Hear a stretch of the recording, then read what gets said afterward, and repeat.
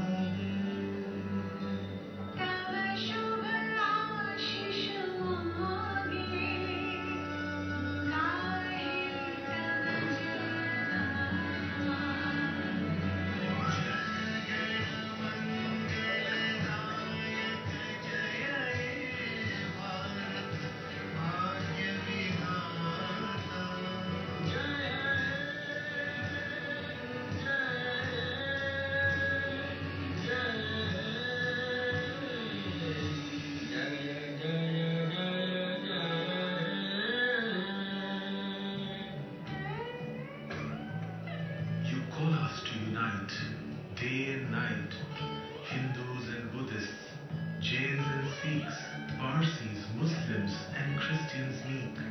From east and west to your throne above, we move to weave a garland of love. You who won the hearts of so many, you the guardian of India's destiny.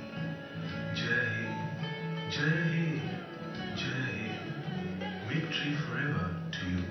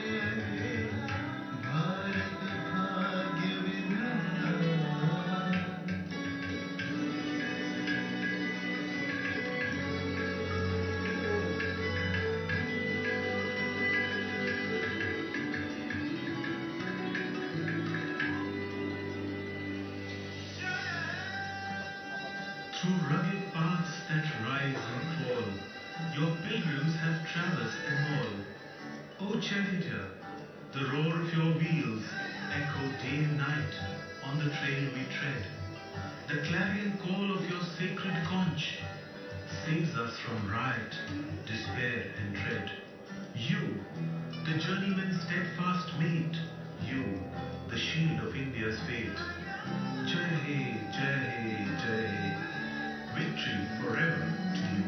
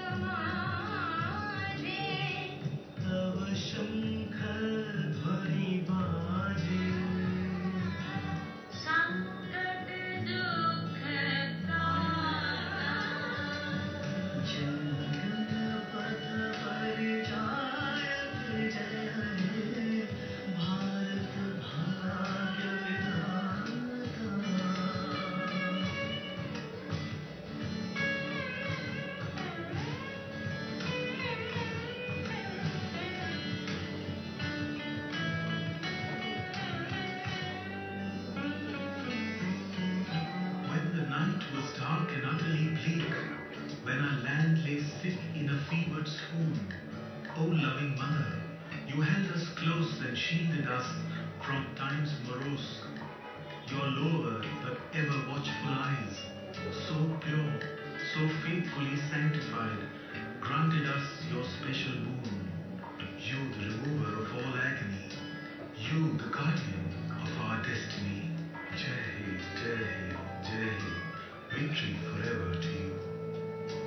घोर तिमिर घन निबिड़ निशीथ पीड़ित मूर्छित देश जागृत छिर तव अविचल मंगल नयनी Animesh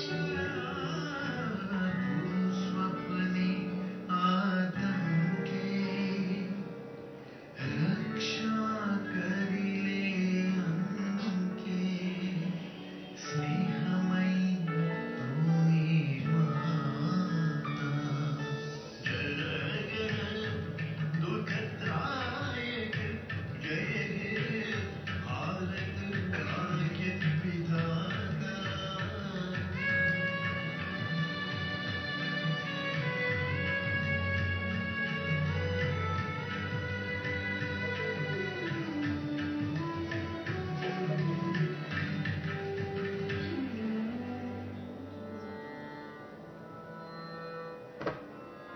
The darkness of the night is done.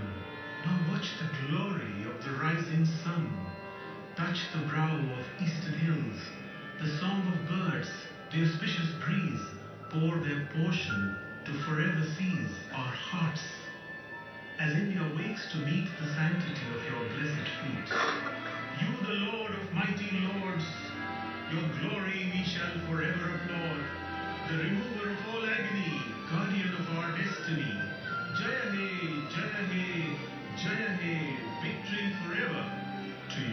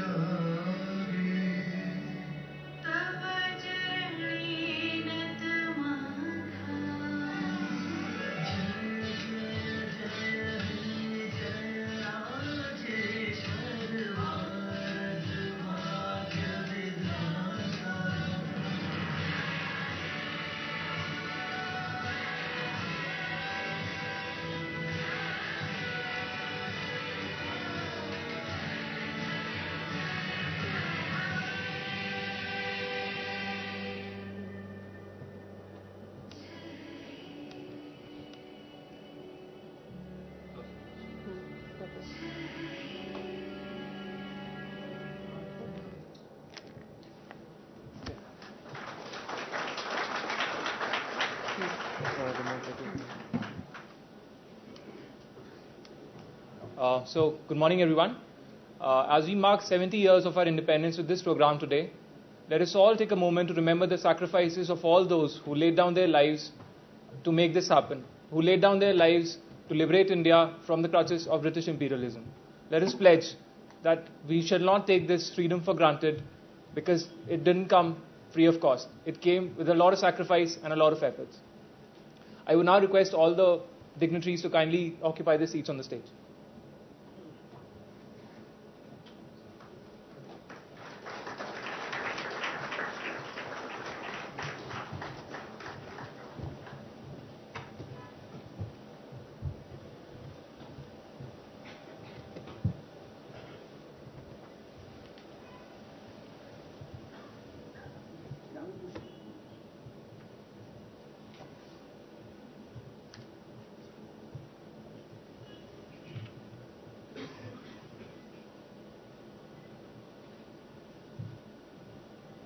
I would now request Professor K. Singh Gupta to welcome the gathering.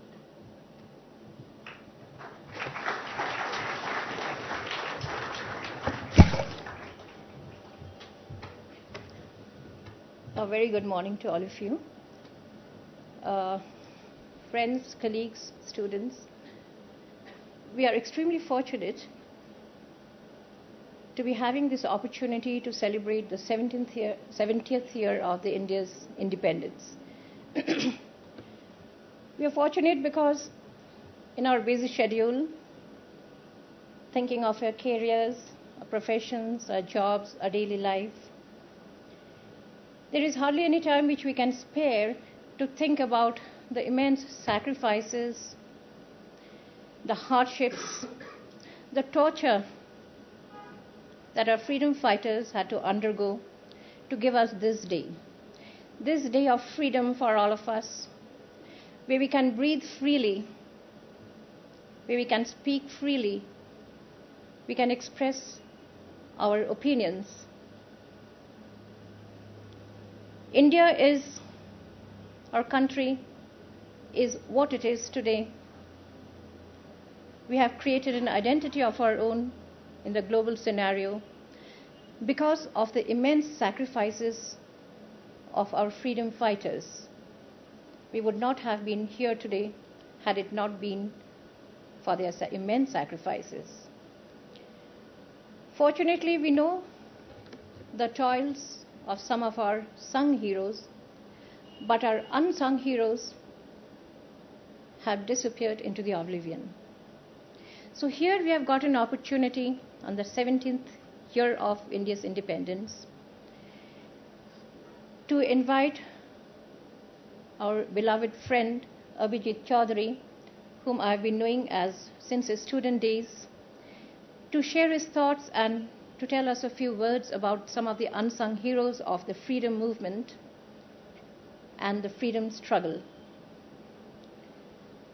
Sri Chaudhary is an epitome of simplicity, humility, and modesty in spite of his immense knowledge of history and freedom struggle.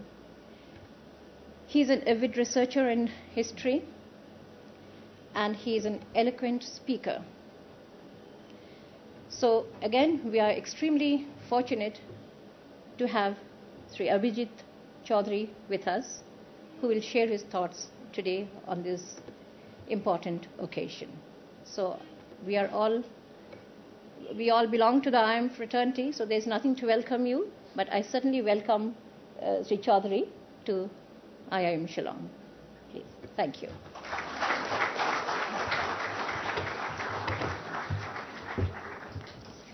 I now request the Director, Dr. Amitabha De, to address the audience.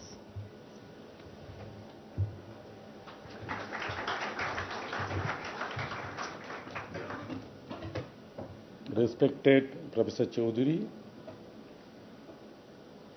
my dear colleagues and my students,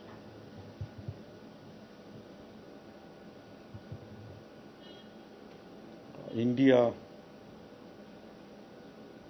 got its independence 70 years before, and because of that probably we are able to have our free thoughts and to an extent the freedom which we would like to express. Professor Chaudhary will be speaking about the freedom movement, how it takes place. Many of you probably do not know, neither I know. But I have come from a family where the people took part in the freedom movement at various capacity, including one had gone to gallows. And they had taken different routes starting from Bengal volunteers, BV, to Netaji's route, to Gandhian route, to non-violence, to Satyagraha, to violent use of the arms. We got the freedom. I had a chance to speak to some of them during my younger days. I'm not going to talk about that.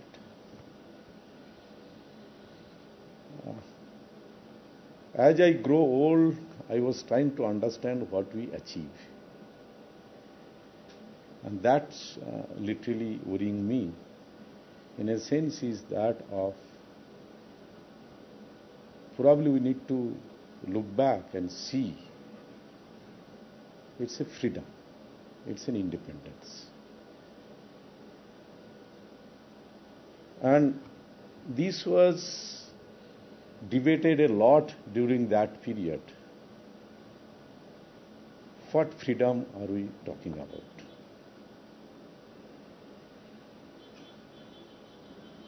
Tagore, in his many writings during that period, was bringing some views which were not so appreciated during that period of time. I believe probably we'll have to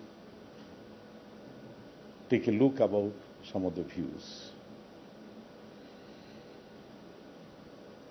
In one of his famous drama act known as Muktadhara, the fall, he mentioned about, though it was between the machine and the man, but he was mentioned about the liberty of human soul. And if that is not happening, I do not believe the independence we are talking about is going to work. Tagore, in his another novel known as Ghare Baire, The Home and the World, mentioned about three characters, Nikhil, Sandeep and Bimala. Question is, are we going to talk about a freedom what Nikhil believed? Are we going to talk about a freedom or independence what Sandeep believed? Probably we need to have a look into that. The world has moved far away from the time we were having the freedom struggle, particularly 1914 to 1945. And that pained Tagore, that pained Romarola, that pained Gandhiji. Are we going to have this kind of society where we divide than that of unite? Technology has breached a lot of these divides. Through technological means, the division of the mind has not really taken, that is going on. Unition of mind has not really taken place. And that really hurts us. How long are we going to divide? If that happens, what kind of independence and freedom we are talking about. Independence is independence of thoughts, independence of soul, independence of freedom of expression. And if we as an institute cannot really look into that human spirit which will remain unshackled and shackled the way it happened when Prometheus was not unbound. What he did, he took the fire, gave it to the mankind. The fire is a symbolic, taking the spirit of the man. In this day, what hurts me a lot when you see somewhere that is taking the back seat and we are bringing to the front seat is about the self, whether as a group, whether as a community, whether as a nation. That experiment we have done. History has done its experiment in World War II and World War I. No more such experiments. History has done that experiment during Russian Revolution. It took 70 to 80 years to unshackle that part of it. We need to look into that part of it. While we will be commemorating the great contribution of our forefathers, many of them are known, many of them are not known. We need to also ponder about how the freedom of human spirit can be preserved and taken forward. With this, thank you very much.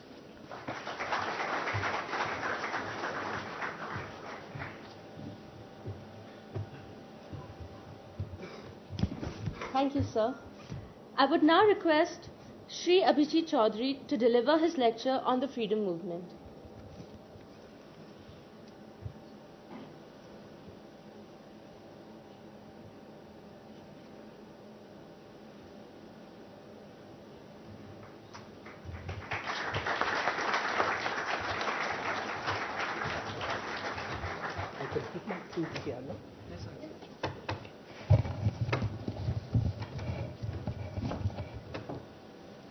Namaskar and a good morning to everybody.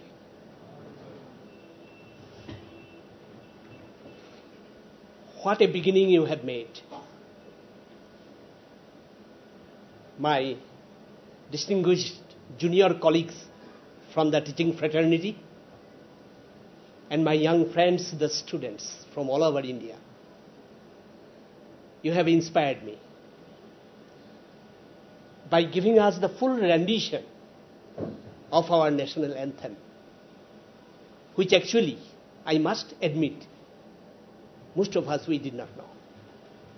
We knew only few stanzas which are sang as our anthem.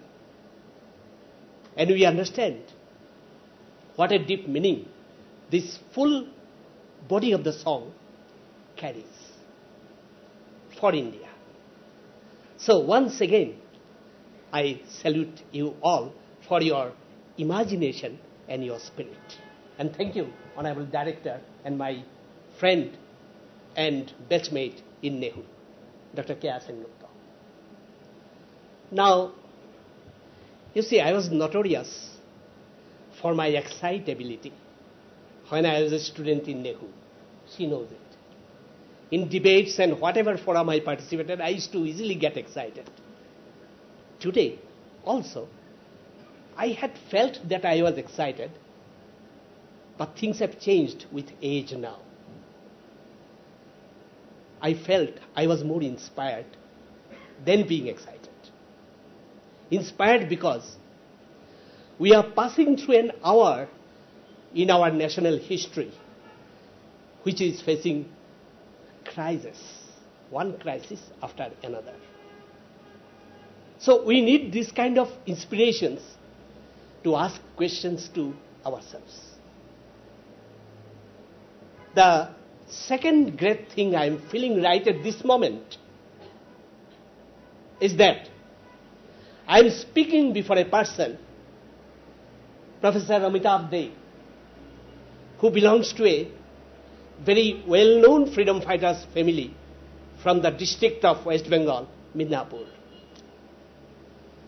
While I was doing my research in National Archives of India and at Indian Institute of Advanced Studies, Shimla, I found out some comments of the British officials about Midnapur.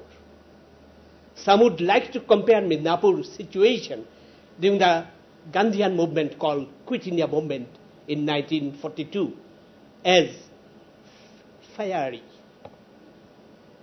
They would also comment that Midnapur was sitting on a volcano, virtual volcano. And Midnapur produced some notable Gandhian as well as revolutionaries. You all know, I need not lengthen my description of what happened in Medinipur. It had produced the Gandhi of Tamluk, and most of you perhaps know that Tamluk happened to be a very ancient port of India, which Yuan Shang had described as Tamolipo, that is Tamralipti. Here in Tamluk, we have the Gandhi of Tamluk, Satish Chandra Maiti. Professor Amitabh De's father, Amyo Kumar De, was at first a revolutionary, extremist. Then later on, he evolved into a great Gandhian leader. So, therefore, I feel fortunate that I am given an opportunity to speak before you, sir. The third thing I want to share with you is that this hall is associated with our memories when we were students of this university. We sat through seminars, and even after joining my college, St. Edmund's College, way back in 1981, it was still a part of Nehru campus. And we used to attend very, very important seminars, discussion, etc. So, by inviting me to come here, you have revived my memories of those moments. I think everybody would agree, particularly the students, that our student life is the most dynamic period of our life. Here we come to learn, we come to feel inspired by our teachers, and those moments are cherished forever at the back of your and my mind. So today, on the 70th anniversary of our freedom struggle, I have chosen a subject which I would like to talk about. I prefer to put the title, A Review of India's Freedom Struggle. You may ask me a question, why you have used the word review? My answer, my humble answer to you would be that a review of every moment of history of a people, of a country, of a nation is necessary, lest we forget. A review is also important for another reason, that we reappraise, we re-examine the various dimensions of the national movements of the people. And by re-examining, we try to give new type of interpretations. We try to evoke a new kind of response to the entire history of the struggle for freedom of the nations of the world. Look at the USA. It is now a superpower. But once upon a time, the USA was a colony of England. If you have seen that movie, Patriots, you will know how the people of the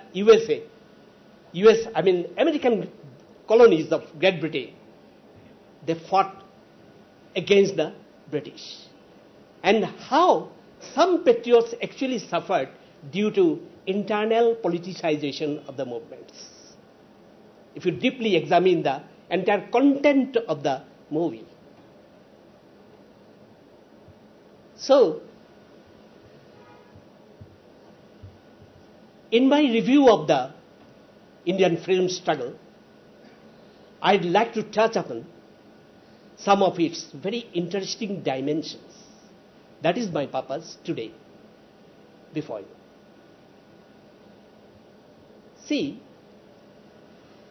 it was Karl Marx who first described the great uprising of 1857 as India's first war of independence. He had a separate book, entire book on this great movement.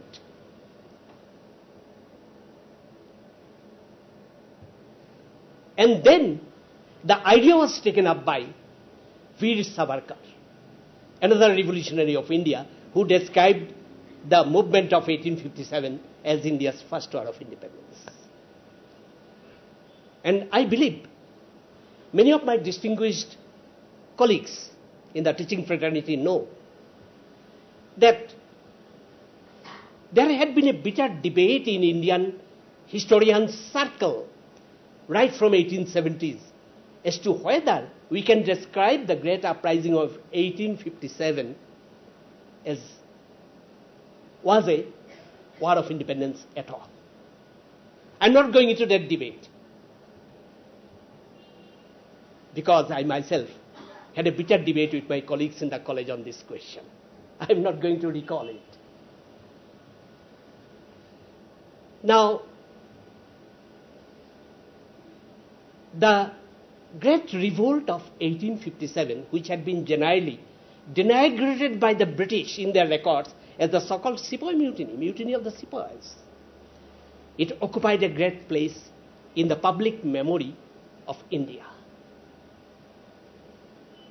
Now, it was the starting point of the gradual evolution of assertion of our national identity. Otherwise, why the British civil servants like Alan Octavian Hume would tell us that the Indian National Congress was founded only as a safety valve? Safety valve for what? A safety valve for channelizing the growing political energy of the youths of India, which he mentioned in his letter to the then Viceroy of India, Lord Dufferin. But what an irony of history. The safety valve itself gradually became loose, so that the growing political aspirations of the Indians found expressions through its annual sessions. It is true that in the initial years, initial decades of the Indian National Congress, the leaders would stand up at the end of the session and wish the health of His or Her Majesty. Gradually, that kind of approach had given place to growing demands for our rights, various kinds of rights. I am talking about a period which is generally spanning a period from late 19th century and early 20th century. Gradually, the Congress began to grow in demand. So much so that when Lord Dufferin addressed his farewell banquet in Shimla, he declared, "What is this Congress? This Congress is nothing but a representative of microscopic minority." By this he meant the so-called educated babus and others. They only represent the Congress, not the people. Then came the various interesting phases, starting with first Surendranath Bandyopadhyay's agitation through the Indian Association. And then it got into the next important phase, the anti-partition agitation of 1905-1911. Jawaharlal Nehru, he himself wrote that when they were in London, they were inspired by what was happening during the course of the anti-partition agitation. Even Gandhi could not resist admiring it, and he declared that it had mobilized the masses of India. Though you all know that Gandhi himself was the ultimate guru of mobilizing the mass participation in the movement. But the foundation was laid in the anti-partition agitation. This mass participation in the Indian freedom struggle is a very, very important dimension of our freedom struggle. Now, within the span of roughly about 1 hour, it will be difficult to cover all aspects of this great movement. Now, when we talk of the mass movement, we have to refer to peasant movement, for example. Indian peasantry, that is the peasant class, was one of the worst sufferers of the British revenue policy.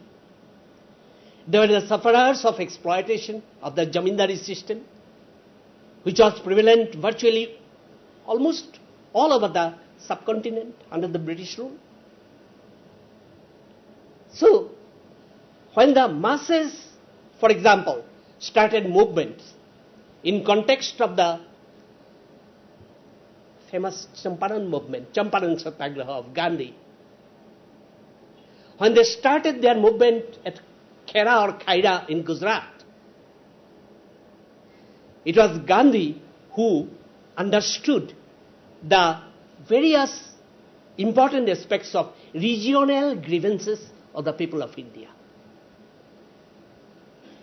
My teacher in Nehu, who was the first Vice Chancellor of Nehu, Chandan Devanasam, he had written a simple but a great book, The Making of the Mahatma. There he wrote about Gandhi's family background. And he clearly hinted at one interesting aspect of Gandhi's character, Gandhi's mind. It was that Gandhi belonged to a family of Baniyas. And Baniyas are one of the most shrewd people in the whole world. The moment you enter their establishment, they would understand psychologically what type of potential customer you would be. I have seen it myself when I was in Surat and elsewhere. They're very, very intelligent, very, very shrewd. And Gandhi carried that shrewdness in him. That is what Professor Chandan Devanasam had hinted at. And that shrewdness helped him in understanding the nature of the local grievances, for example at Champaran, for example at Khera, and later on, for example, in Ahmedabad, during the cotton mill workers' strike. He understood it. And studying Gandhi, the well-known American expert on modern Indian history, Professor Judith Brown, in her book, Gandhi's Rise to Power, had clearly mentioned how Gandhi tried to connect the local grievances to the mainstream of the main current of the struggle for freedom. It is a very interesting analysis.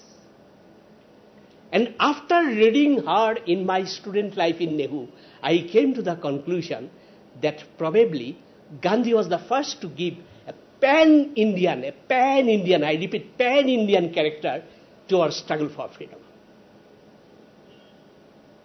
I am also using the term pan-Indian for another reason.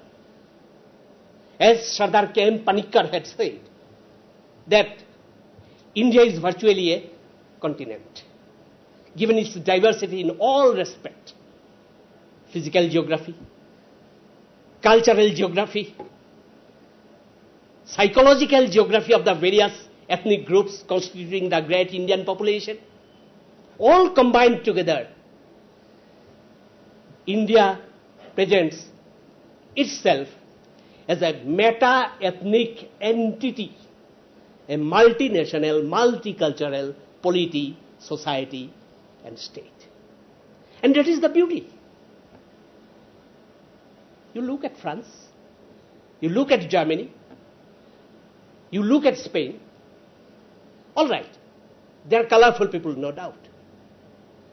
But India is one of the most colorful countries in the world because of the presence of you, me, and others from various parts of India. That is the beauty. When St. Edmund's College was celebrating its Platinum Jubilee, I wrote an article, last 50 years in retrospect. There I talked about it. And then I said, Mother India is like a beautiful lady. But beautiful ladies are sometimes very difficult and complex persons to handle. So my colleagues objected. They said, you have become a male chauvinist while you compared Mother India like this.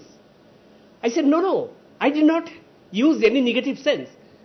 I have actually used a positive sense. Beautiful ladies are to be complex at times to save themselves from awkward situations. They kept quiet.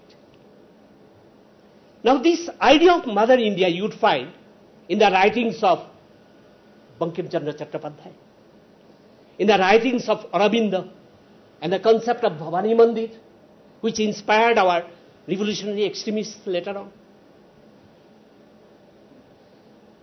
And then we find, as I was referring to the peasant problem, the peasantry gradually began to participate in the Gandhian movement. But very, very unfortunately, when they organized their movement in Gorakhpur district in present-day Uttar Pradesh, or in the Awadh area of Uttar Pradesh, it was seen that the Congress leadership looked at the movement as something interior within quote, outside of the mainstream Congress movement. It is not my own understanding. I base my statement before you on the basis of the writings of subaltern historians Gyan Pandey and Shahid Amin. One interesting thing about Gandhi is that on the one hand he would ask us not to cooperate with the alien rulers. On the other hand, he would tell the peasantry in Gorakhpur, for example, to pay their taxes. He discouraged their no tax campaign on the ground that it would place the British government in difficulties. Well, you may not agree with me, but I look at it from this angle. Then we notice that from 1920s and 1930s onwards, the peasantry were growing more and more assertive, which leaders like Nehru or Subhash Bose could not ignore. Even Gandhi could not ignore it. Now, that is one dimension. The next dimension was provided by the working class. The working class movement included not only the industrial workers, but also the tea plantation workers. I'm sure those of you who had come from outside Northeast India, by now you are already familiar with the ethos and the situation in the Northeast India. Here, it was one of the first centers in whole of British Indian Empire which began to produce tea. And most of tea garden laborers were taken from central India, that is present-day Chhattisgarh and Jharkhand state. And they were from poor tribal community. They were grinded under poverty and desperation. And most of our plantations were the British owned. And they appointed agents called Arkatis. And those Arkatis used to go to their villages lure them, giving them false promises of a paradise in the tea gardens, if they would come to Assam. But while coming here, they gradually found out that they were just treated like, almost like slaves. The well-known intellectuals like Darkanath Ganguly and others visited Assam, saw their condition. And here also again, I must remind you that the Indian National Congress did not recognize their sufferings. They refused to incorporate in their, resolutions about their sufferings. It was only after much efforts of Darkanath Ganguly and others that in 1896 the Congress finally recognized the efficacy of their movement of the tea garden laborers.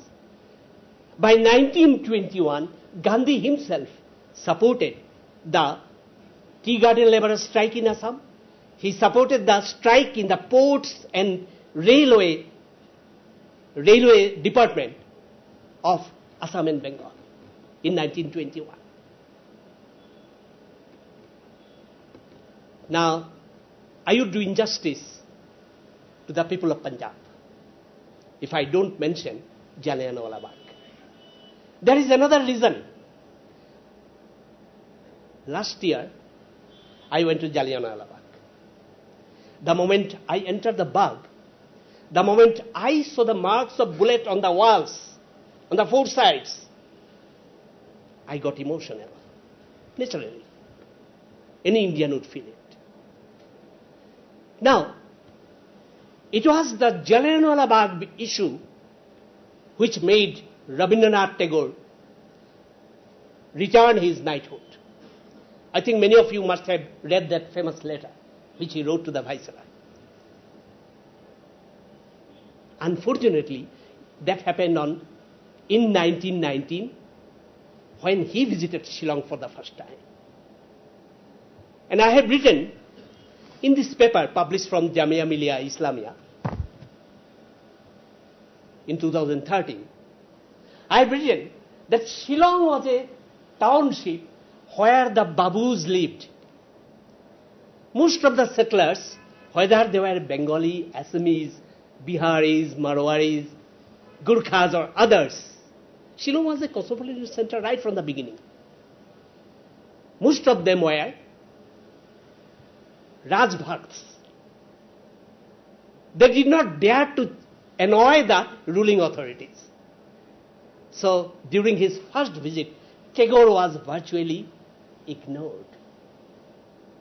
It is very unfortunate. I feel ashamed myself being a Shillongite and where my forefathers had been Babus.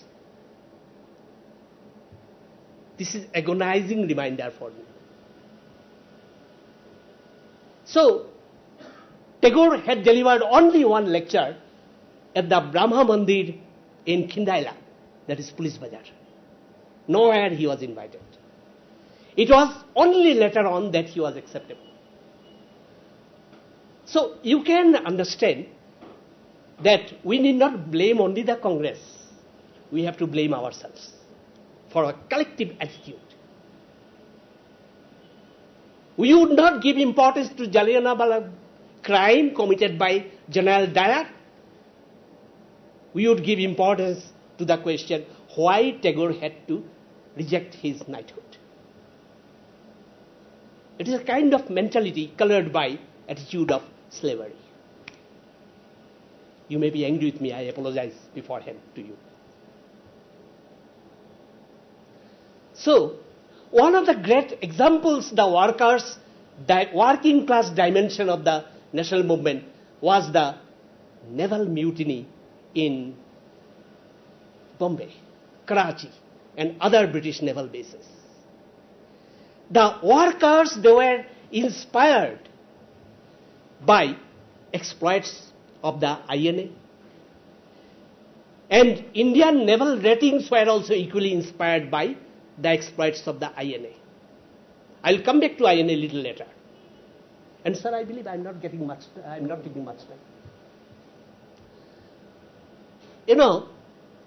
in 1997, when Shillong was celebrating, like rest of India, the centenary celebration of Subhash Bose's birth anniversary, I took interview of some of the great participants of the INA movement and the overall national movement from Shillong. I was doing my field work. I took the interview of Dharanidhar Mahanta, originally a person from Titagor in Assam. Then I took the interview of the nephew of Manoranjan Nandi. Then lastly I took the interview of Narbahadur Gurung, who was a Gorkha soldier of the Indian Legion in Germany, which was founded by Subhash Chandra Bose. Now all of them told me how they were inspired by the general popular mood of the time. Mahanta told me that Indian sailors in the Royal Indian Navy were most ill-treated. Their salaries were lesser. They were ill-treated even by their compatriots who were themselves sailors from Europe. And their food and other facilities were very poor in standard. And on the whole, they were getting informations about the trial of the INA soldiers in Lal Killa, the Red Fort, and how they felt inspired. Narbahadur Gurung told me that when they were taken as prisoners of war, because they were in the British Indian Army in Libya in North Africa, from there they were taken to Kensbrook prison in Germany. There Subhash Bose met them.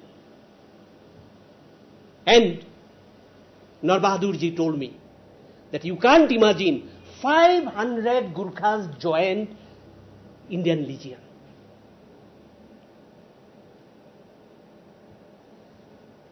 There is a misconception that the sailors in the Royal Indian Navy mutiny, they committed wrong. No, not at all. The Girni Kamgar Association of the workers of Bombay-based textile mills, they supplied food to them, they supplied water to them, and even one particular regiment of the British Indian Army refused to fire on the sailors. They had to be recalled. So, you see, the workers also joined issues with the soldiers towards the end of the British rule in a more radical manner, which we have to remember, because many of them also died subsequently. So far, I have talked about these few dimensions. Another dimension was that of the participation of women. We all are familiar with the name of Rani Gaidinliu of Manipur Hills. She belonged to a Naga group. She fought against the British. After the death of her brother, Jadoneng, she took the leadership of the Zeliangrong Naga movement against the British. Only after independence, on the order of Pandit Nehru, that she was released from the jail. But Nehru committed one very interesting mistake. You know, she was a chief of the Zeliangrong Nagas. Nehru thought that she could be their Rani. So he addressed her as Rani Gaidinliu. A very interesting, but, humorous mistake he committed. But Nehru stuck to his point. He respected her as a Rani indeed. Then, there were some Mizo ladies in the 19th century who fought against the British. And you all are familiar with the names of Tirot Singh, who fought against the British, and one of my most favorite freedom fighter from Northeast, U Kyang Nangba of Jaintia Hills, who not only protested against but fought against the British attempt at cultural imperialism over the Jaintia people.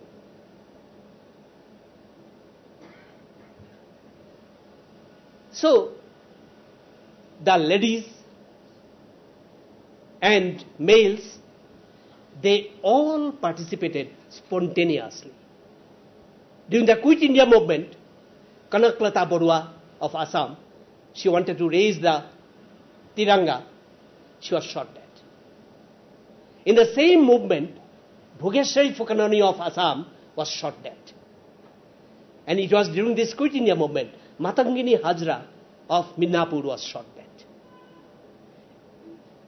In 2000, I think it was in 2014, in the month of May, I went to Dhaka University to participate in Bangladesh History Congress's function on Indira Mujib's role in the War of Liberation of Bangladesh.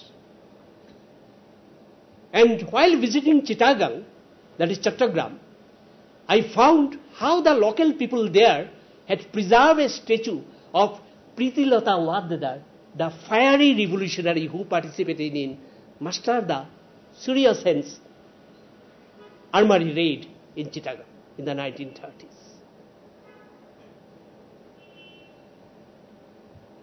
So, the list is huge. One of the distinguished late,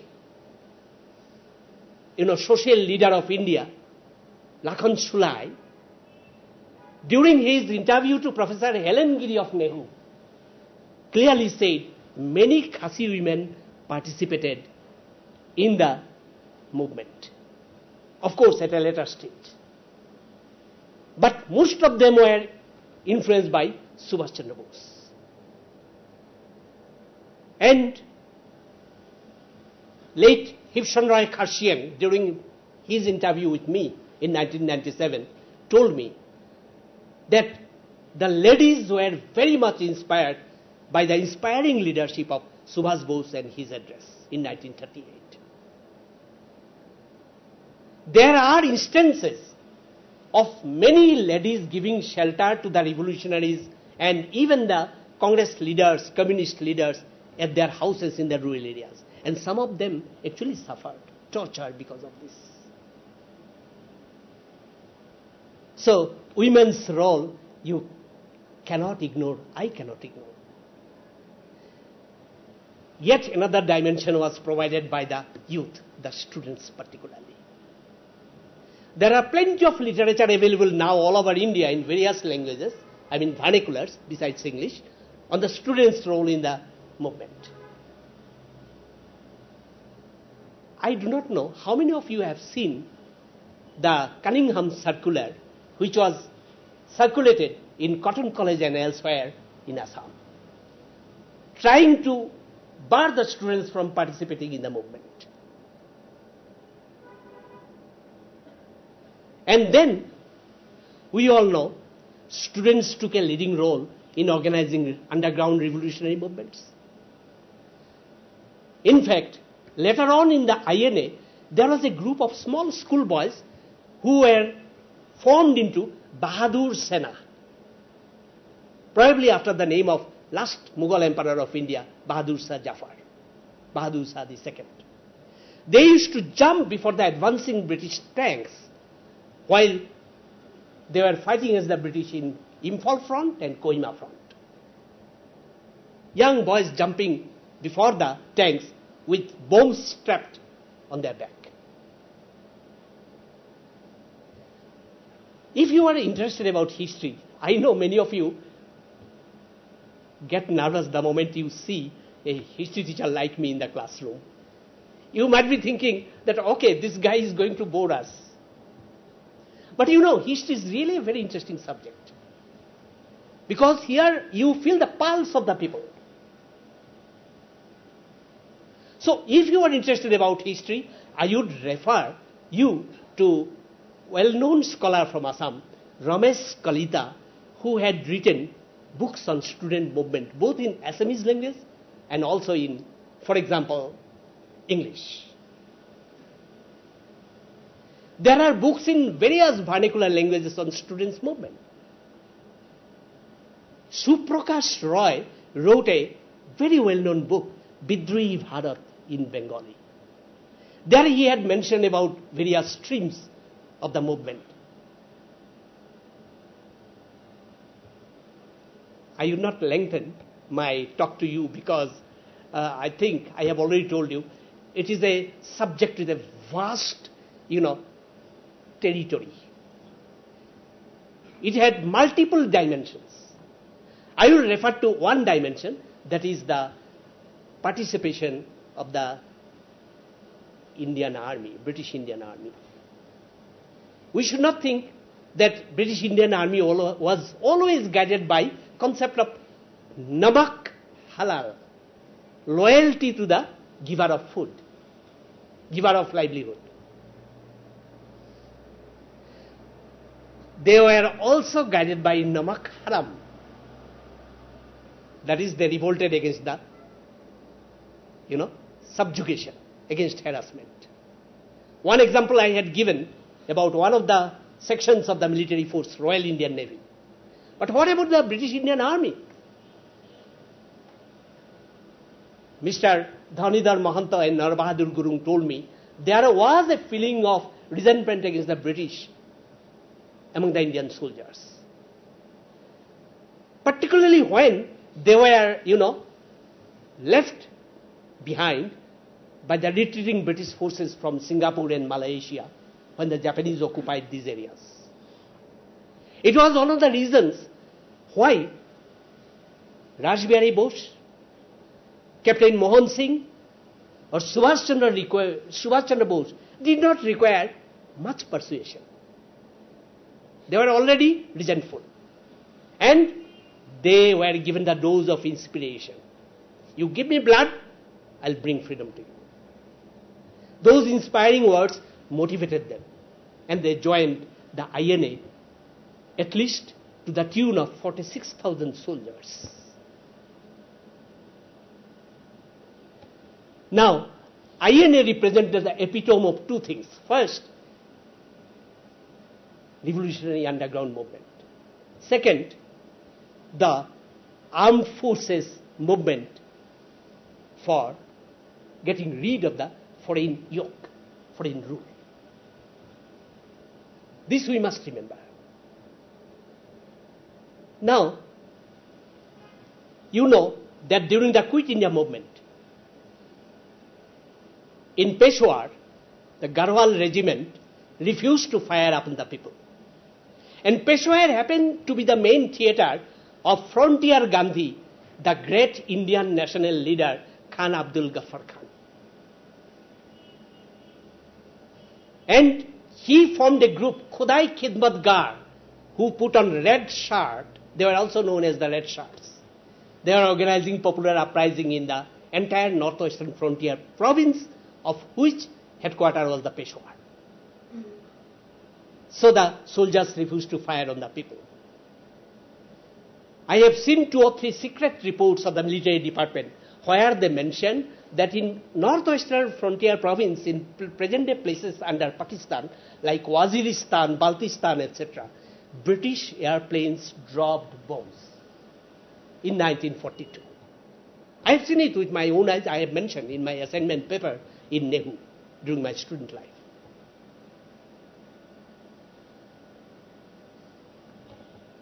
We talk of communalism in India for a long time. But I want to know that when we live in a family of so many nationalities, do the problems vanish? No. Problems remain. One basic problem in human nature is that we cannot ignore, we cannot get rid of our ethnicity. It is true of almost all the people of the world.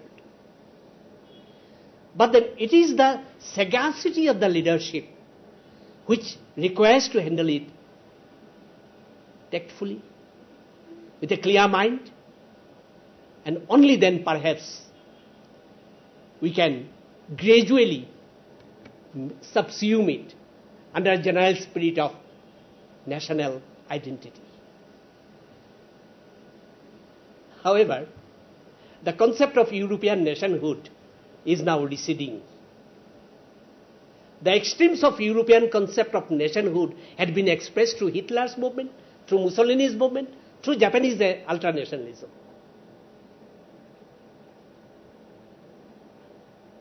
And we understand that the way we are trying to understand and, assimilate the concept of nationalism may create some trouble in future. I'm only sharing my fear with you. One important dimension of the national movement was provided by the participation of the Sikhs, participation of the Muslims, participation of the tribals. You all know the name of Birsa Munda, who led the Santhal uprising against the British. You know the movement of Ukyang Nongba, who led the people of Jaintia Hills against the British. I have got the record of some of the leaders of Arunachal tribes, like Techi Taram, Tok Loi, Tabatukha, who were jailed by the British for their association with Gopinath Bordoloi, the then great leader of Assam, who tried to contact Mahatma Gandhi. So how can I say that they were totally indifferent to the movement? No. In a vast country with so many populations, you cannot expect 100% participation of all. Because a society is characterized by its classes and class mentality. That also operates.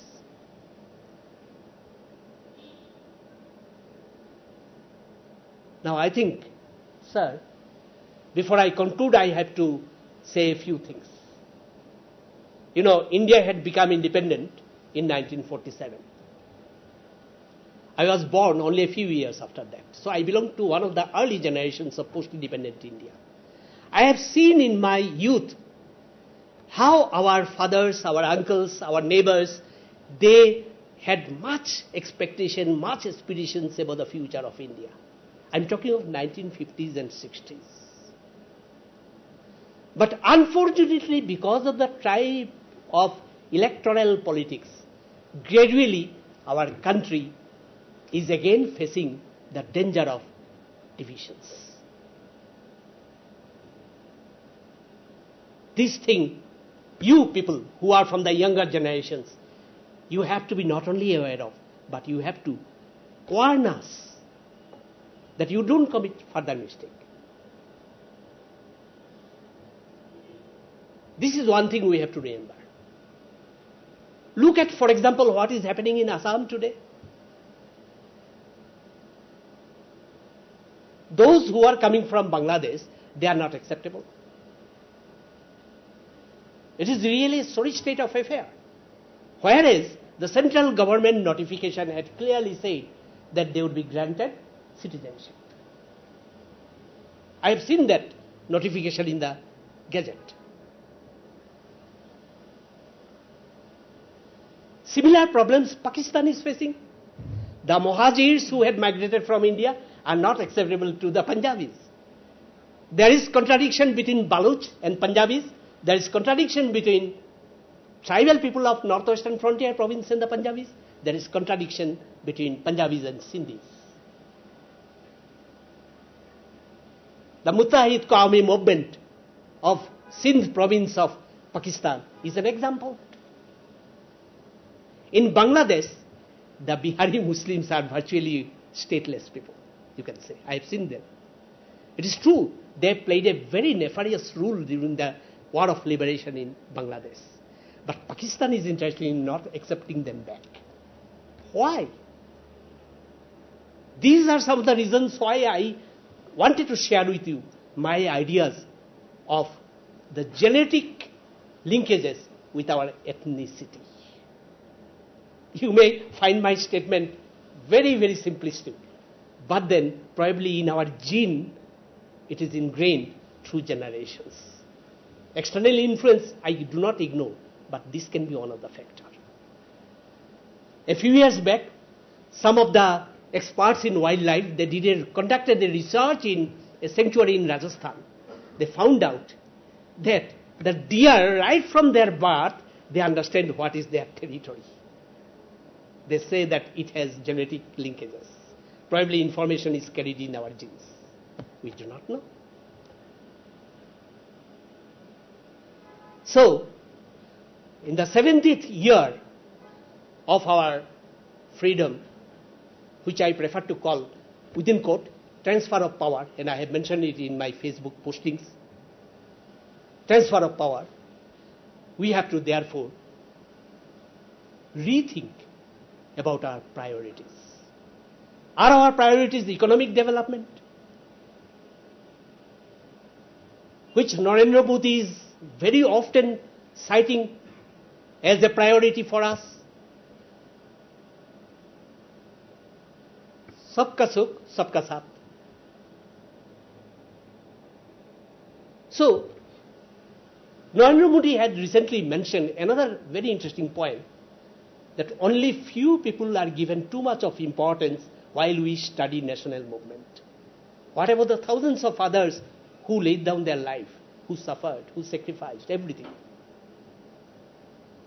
Fortunately, new type of histories are coming up all over India, both in English, vernacular, etc., which are trying to cover all aspects, all dimensions of the great freedom struggle, pan-Indian freedom struggle in India. With these words, I salute you once again for your great imaginations, and many of you are going to be management gurus of the future under the guidance of your revered teachers. Probably you can guide our political leaders to deal with the situations in a proper manner. In fact, there was a move to train the political leaders in management some years back. So I expect something new from you, being a senior person. Thank you all. Thank you, sir.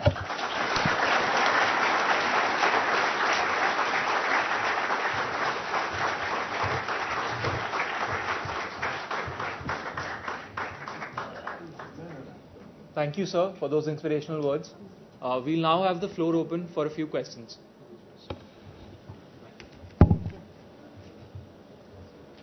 Mike.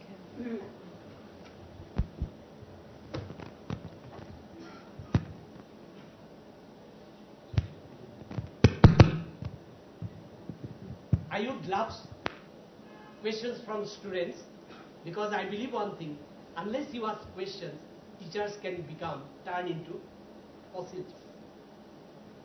I won't study anymore.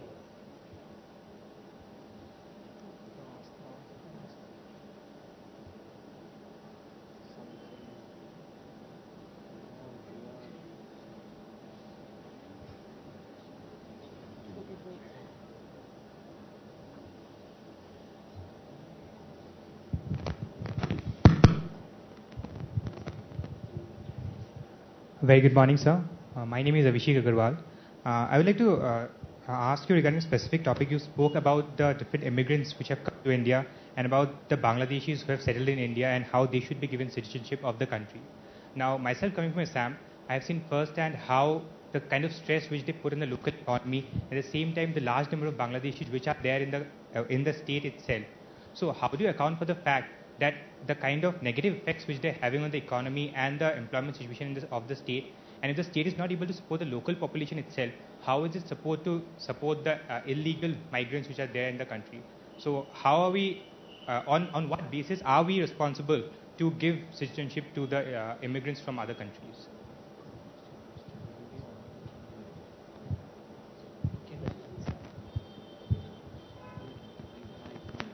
All right.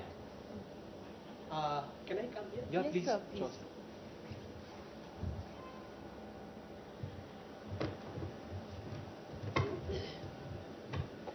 Thank you, Rishi, if I'm correct in getting your first name, for this question. But the question is, interestingly, political question. Of course, being a student of history myself, I cannot ignore contemporary history. And politics is very much part of that contemporary history. Well, I had my basic school education in Assam, right from my childhood. Can you please sit down? I noticed a general antipathy towards the so-called outsiders in Assam. And I also noticed, right from 1960s, the intricacies of the question of illegal immigrants. Right? So when you come to the question of influx, there are two types of influxes. One is internal migration for livelihood, etc. Another is migration from beyond the border. Now, if you read the history of contemporary Assam, you'd find right from 1920s and 30s, this question cropped up during the course of the national movement. Interestingly, the British government introduced one system known as line system, which was having a dichotomy in itself. On the one hand, British wanted to raise the level of their income from land revenue, so they started settling farmers from what is now present-day Bangladesh, which was very much a part of British Indian Empire. But the Assamese elites, they were afraid of losing their livelihood. But I have seen the records during my research days where the British officers would write, Assamese gentry would not like to work. So we need to settle the Maimansingya Muslims from eastern Bengal to get the land tilled and, earn revenue from it.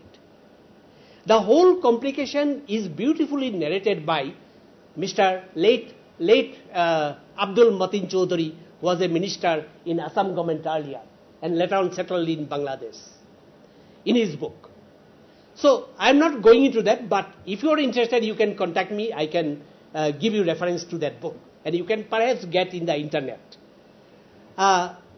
You see, gradually that fear had metamorphosed into various kind of complications in Assam as you are facing it.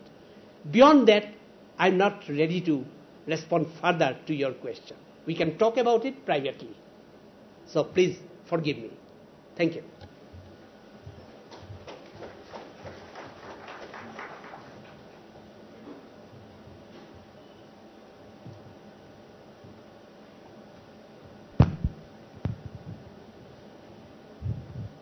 Good morning, sir. My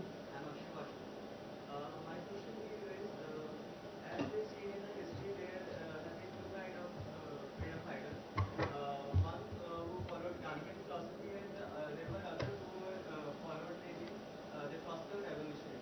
So, have you been there? So, what philosophy had you been following? And why? Let me. It's not Gandhian philosophy and the extremist philosophy. It was there always. There is a group which believed, sit down.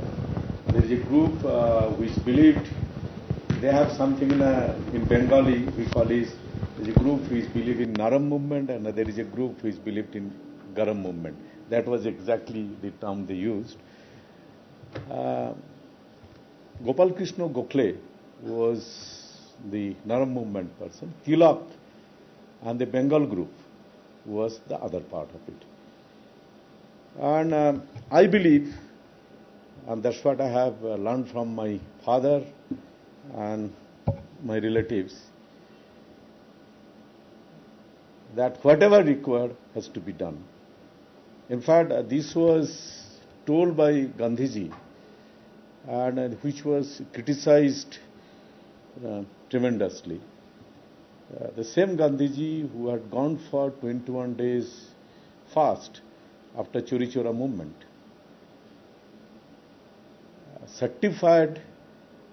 gave a certificate for the Tamilukta Sarkar movement, which was what we call is Garam group, that means, and he mentioned very clearly that time, whatever way the freedom comes, it's time for us to look into that. I'm telling Gandhiji's whatever way the freedom comes, freedom has to come.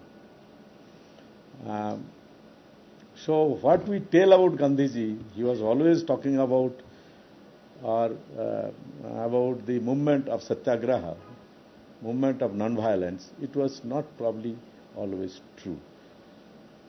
So, question always remain, not as a historian like him, but as a common man like us, whether the freedom came because of Netaji Subhash or because of Gandhiji. I believe both. And that's what I have learned from my, relatives and father. I believe both. Gandhiji, as he said, was the first person who talked connecting the mass to the movement.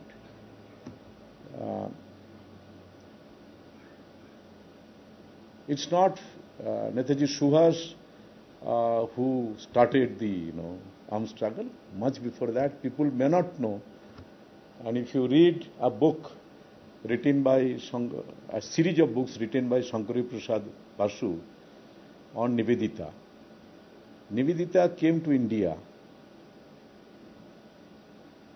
as a part of the, it's not a part of he was so influenced by Vivekananda, which she was, but she was also part of the freedom struggle, which was armed struggle. So this has to be kept in mind. And that's the reason so therefore I don't believe what way it comes. It question of it has come. So that is probably, because I thought I should answer, because I have seen from my very direct relation from the people we could understand. In fact, let me tell one about my uncles, who was the president of Chhatra Block. His name was Arun Kumar Datta, who is no more obviously. I consider him one of the brilliant persons. I won't talk about that.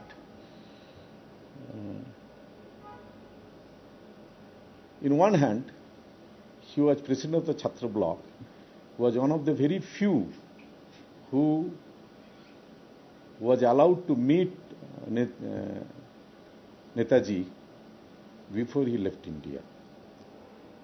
I was told that Netaji gave his gold watch, wristwatch, to sell it off to take care of the expenses for the Chhatra Block. This is one side. The same person, when Noakhali riot was there, when Gandhiji went, same person had to go fast to create a situation whether Gandhiji can, so that Gandhiji can go and take care of the things. So, in the foreground there might have been the what we call is, there is a group which believe in armed struggle, there is a group which believe in non-violence. The ground level might not have been always true, and that's true when Netaji started his struggle for INA. He asked blessings of Gandhiji, and that is there on record. If you have a chance to hear this radio message speech of Netaji. So we have to keep it in mind. Whatever way it has come, it will come. It has come. So that isms and etc. may not be really correct. I would like to mention one thing about in the what we call is our Silver Jubilee of Independence. Silver Jubilee or Golden Jubilee? Golden Jubilee of Independence. Anandabazar Patrika was interviewing people, common people, what is freedom. And I was amazed to get a quote from a rag picker to describe what he believes in freedom. Obviously in Bengali. He said, of the days of work, when I go home, take a bath and have my food and a chance to have a puff of my bidi, I believe that's freedom. I don't think you can't have a better definition of freedom or example of freedoms. So whether a rag picker is picking a rag, now that's what I believe you should look into. So that question, I am answering not as an historian, but somebody who had a chance to meet the people, how they believe. All of them are ground reality. They are working very closely, very closely. I'll give one example, then we'll understand once again. You know, Midnapur is not for the freedom struggle. Midnapur is also for the Naxalite movement. And our place is known as Devra. If you go to Bengal, if you go to the net, you will see there are two part of Bengal in Midnapur. One is known as Devra, other is Gopiballabhpur, where actually my father, being a Gandhian, used to allow the Naxalite to be in the grain silos. You know, in Hindus, grain silos are like Lakshmi, and they were tribals. The grain silos, we never knew. Years after we came to know, I asked my father, how could we allow that? He said, and particularly they are taking part in the movement which is direct armed struggle. They were believing individual killing. He said, that's true. That's true. Being a Gandhian, I need to give a support to them when they are in problem. So that's there in the groundswell. I need to tell that part.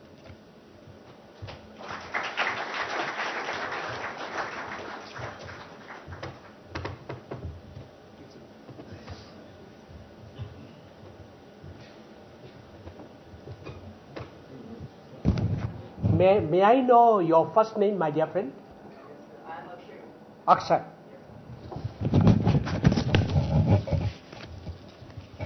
Thank you, Akshay, for placing a rather meta-historical question to me. Your primary question was, what would be your position had you been there, whether you would support the extremists or Gandhian movement? You know, human life has a purpose. Purpose is to constantly evolve from one stage into another. Had I been a youth like you, and alive at that time, or born at that time, perhaps initially I could have been attracted to the revolutionary underground movement. It is a general human tendency, particularly when they are young. But I am also sure, gradually perhaps I would have shifted my emphasis, and probably I could have been influenced by Gandhi. How? I am telling you from my experience. In 1900, around 85, I took the interview of one lady, a Gandhian who visited Shillong, Kamala Mukhopadhyay. She told me that, look, when I was young, I was supplying revolvers and food, etc. to the underground revolutionaries, taking shelter in our villages and homes. But once I saw Gandhi in, Howrah station. India was just partitioned. Some Muslim families, obviously they were poor, from different parts of the then Calcutta, they assembled in Howrah station. From there, they wanted to shift to East Pakistan. Gandhi was at that time in Calcutta. Then what he did, he met them. He told them, don't go, I am there for you. If I am a father or Bapu to the Hindus, I am also a Bapu to you. They looked at Gandhi, listened to his talk. They saw his simplicity, wearing dhoti up to knee level, putting on a banyan. They thought, yes, this man is one of us. They decided to stay back. And that very moment, Kamala Mukhopadhyay was with Gandhi, and she immediately decided to, devote her rest of life in Gandhian Sevashrams, particularly Wardha, etc. So this is one example. There are many other examples. I have interviewed some people who say that initially they were attracted, but gradually some of them shifted to, Gandhian movement. But then there are the opposite side also. For example, people who are generally indifferent to, for example, the INA movement, they gradually felt attracted. And sometimes, personalities play important role in history. I don't accept the general Marxist view that individuals do not play any important role in history. They do play. Because personality is a very important factor. It was Subhas Bose whose personality had attracted many who would have otherwise remained indifferent into the fold of the INA movement. Right? So, your question is very interesting, and I will end my answer to your question with one thing. When I was taking interview of Dhanadhir Mahanta, who was in the Royal Indian Navy mutiny, he told me, I just read out from my writing,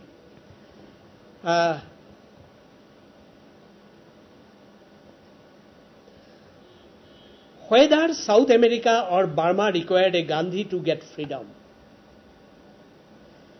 Gandhi deserved respect as a saintly man, but he should not have joined politics.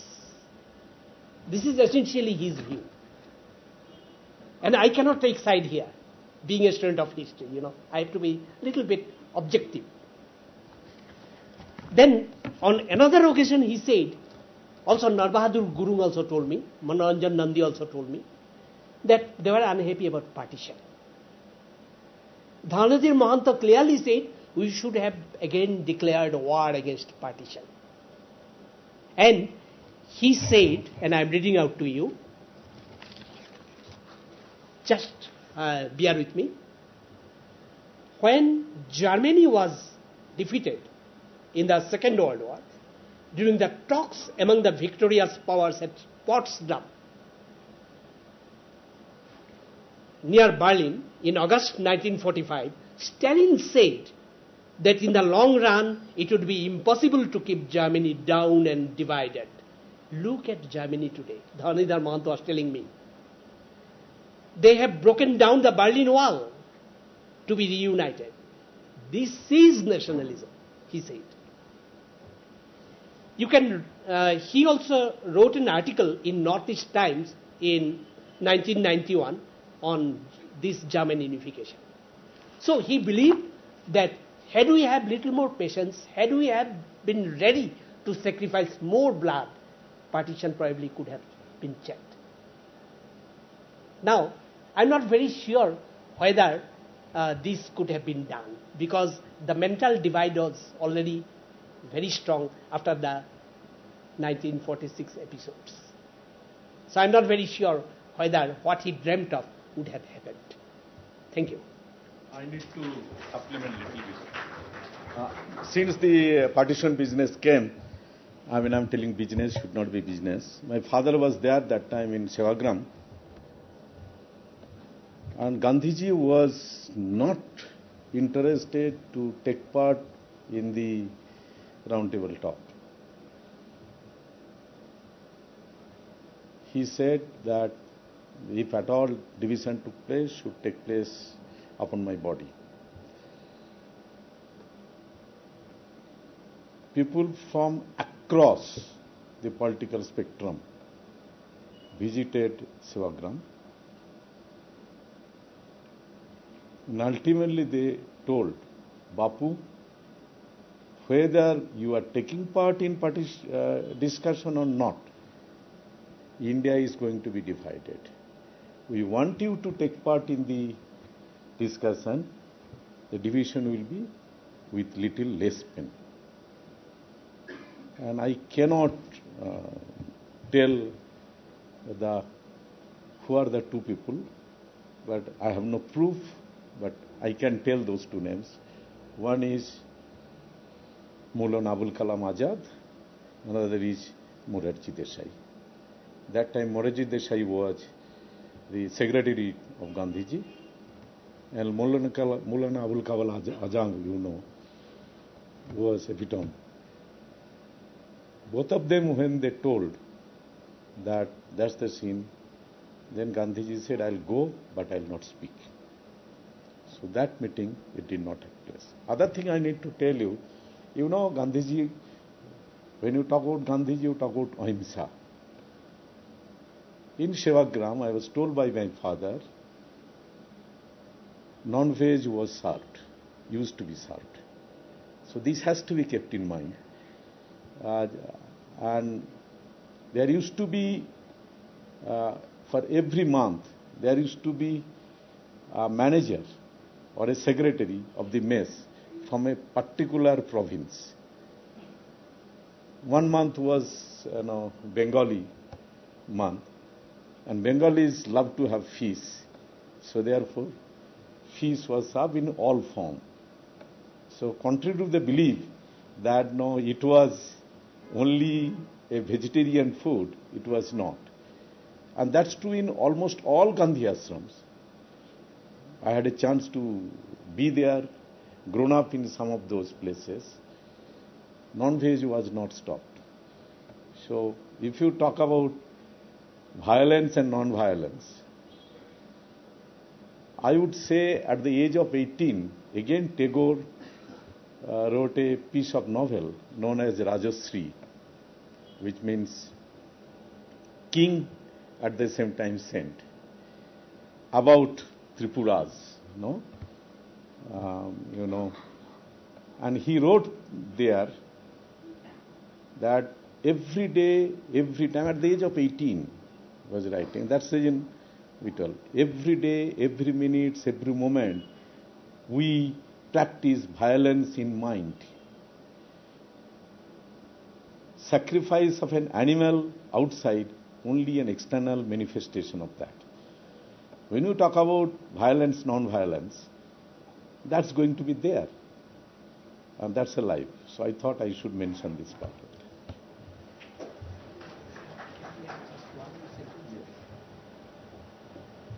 I thought I should mention this. I am again coming to the podium because I could not resist being inspired by what sir said. When Akshay had raised this question of violence versus non-violence, let me share my learnings about Gandhi and Subhash relation. When Subhash Bose's INA's exploitation came to the knowledge of Gandhi, he began to admire Gandhi. And in 1946, Sir Stafford Cripps came along with the cabinet mission, and when he had meetings with Gandhi, Gandhi declared, Subhash is the patriot of patriots. And Stafford Cripps was so annoyed that he said, how this so-called apostle of non-violence is supporting Subhash Bose, who was an apostle of violence. So I believe Gandhi was quite open if he would ultimately see that a leader was sincere about his country. Right? Now, I think, sir, if you permit, I'll just take 1 minute. Rishi raised the question of the role of the, migrants. We have seen through the economic history of Assam that particularly after the migration and settlement of the Muslims under government initiatives, in some of the districts like Nagaon in Assam, agricultural output had increased. And the British felt that their income from revenue was growing. But then they did not foresee the future problem of demographic imbalance in Assam. Right? So, whole thing requires a very deft handling in international diplomacy, along with Bangladesh. Rest of the points we may discuss when we meet privately. Thank you.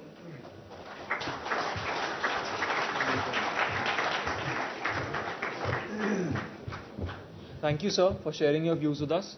I would now like to request everyone to please rise for the national anthem.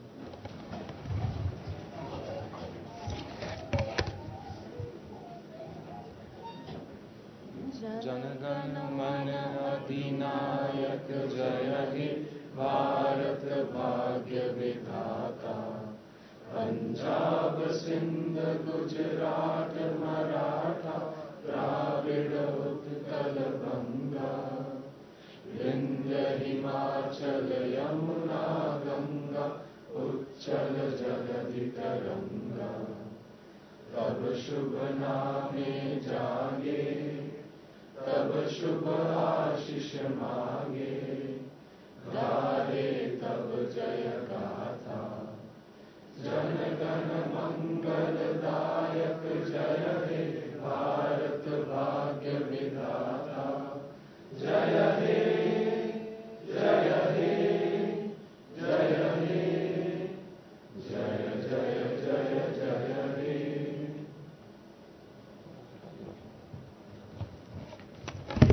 I would like to take this opportunity to thank Shri Abhijit Chaudhary for giving his invaluable insights and views on the Pan-India freedom struggle. Sir, I can assure you that all of us present here have had a lot to take away from your lecture today. Your passion on this subject has truly been an inspiration to all of us here. I now request the Director to present Shri Abhijit Chaudhary with a memento as a token of appreciation.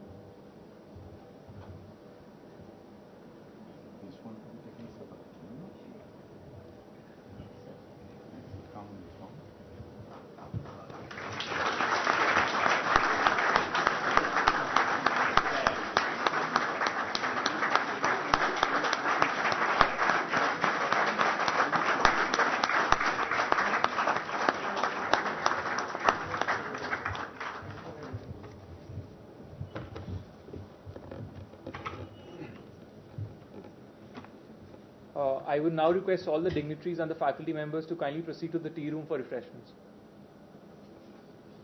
Why difference? They'll All together. once everybody goes.